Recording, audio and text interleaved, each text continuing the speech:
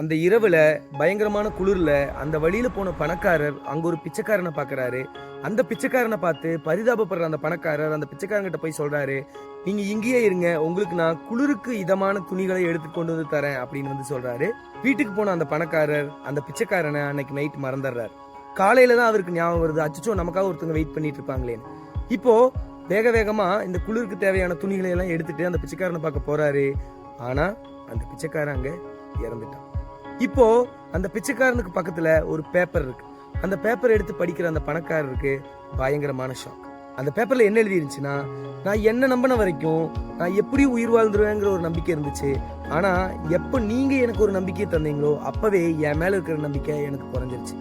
So இந்த பேப்பரை நீங்க படிக்கும்போது அநேகமா நான் இறந்திருப்பேன் அப்படின்னு எழுதி இருந்துச்சான். இப்பதான் அந்த பணக்காரருக்கு புரிஞ்சுச்சான், நல்லது செய்யறது ஒரு விஷயமே இல்லை, ஆனா அதை கரெக்டான டைம்ல செய்யறது தான் மிகப்பெரிய விஷயம்.